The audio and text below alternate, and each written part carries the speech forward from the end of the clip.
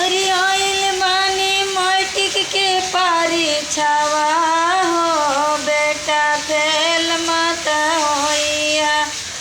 आइल बानी मैट्रिक के परीक्षावा हो बबुआ फेल नहीं होइया।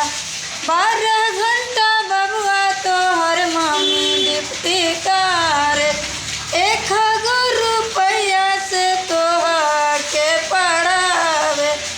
12 घंटा बबुआ तोहर मम्मी डिप्टी कर 1,000 रुपया बबुआ तोहर के पढ़ावे।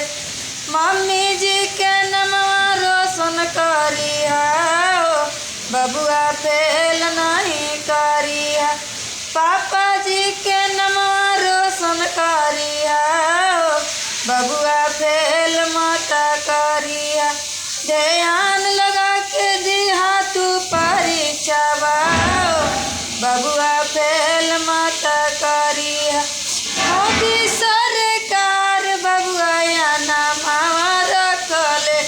मोदी सरकार बबुआ इनामा के रखले। इनामवा हाथ से तू नहीं छोड़िया बबुआ पास हो के रहिया। इनामवा बबुआ तू नहीं छोड़िया बबुआ पास हो के रहिया। मम्मी पापा के लाजिया बचाइया बबुआ फेल मत होइया।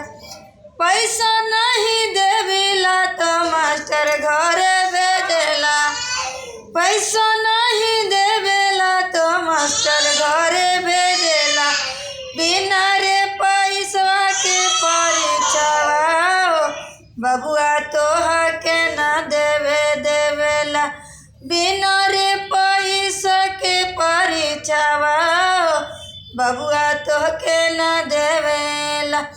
मोदी सरकार जी के कुछो ना बुझाला।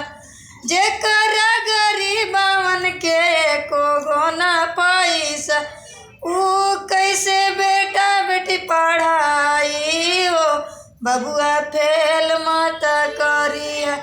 ऊ कैसे बेटा बेटी पढ़ाई हो बबुआ फेल मत करिया। 5वां और 6ठे मोदी दियाला ना छूट हो। 10वें 12वें मोदी नहीं दियलन छूट हो।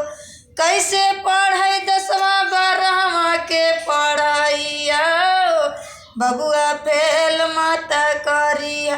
मोदी जी तो कर देलन महंगाइया बबुआ फेल मत करिया। इतना महंगाई मोदी दुनिया में कइलन। खाए के ठिकान न पढ़ाई कैसे करियन। इतना महंगाई हो मोदी जी कइलन। पर खाए के ठिकान न पढ़ाई कैसे करियन। गरीब लोग के बेटवा बेटिया कैसे पढ़ियन मोदी कइलन महंगाई। गरीब लोग के बेटवा बेटिया कैसे पढ़ियन मोदी जी कइलन महंगाई।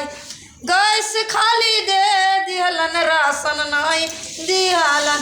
गैसवा के धुआं धुआं करके पेटवा भरियन। मोदी जी तो कइलन महंगाई हो कैसे करब पढ़ाई। पास करी हम मैट्रिक के पढ़ाई हो बबुआ बढ़ल